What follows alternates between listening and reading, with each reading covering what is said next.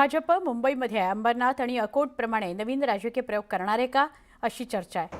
अंबरनाथ नगरपालिकेमध्ये सत्तेकरता काँग्रेसची आघाडी करणाऱ्या भाजपनं अकोटमध्ये सत्तेकरता चक्क एमआयएम सोबत सुद्धा आघाडी केली।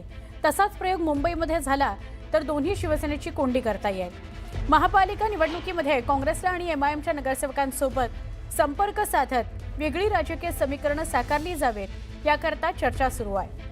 निवडून आलेला सगळा गट संपर्कात असल्यास सत्तेत सहभागी झाल्यास मूळ पक्षाला निलंबनाशिवाय दुसरी कोणतीही कारवाई करता येत नाही। पक्षांतर बंदी कायदा लागू होत नाही।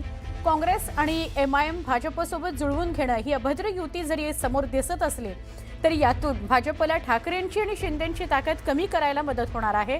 त्यामुळे या पर्यायाची राजकीय वर्तुळात चर्चा सुरू आहे।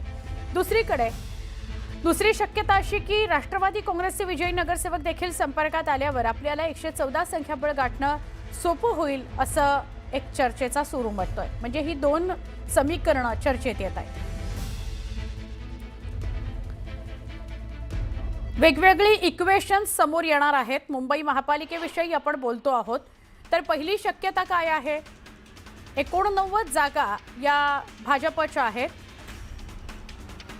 काँग्रेस त्या 24 जागा आणि एमआयएमच्या 8 जागा असे मिळून 121 आकडा होतो।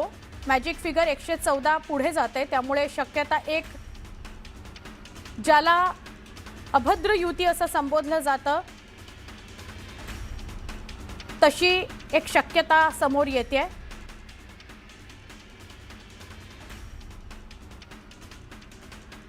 भाजप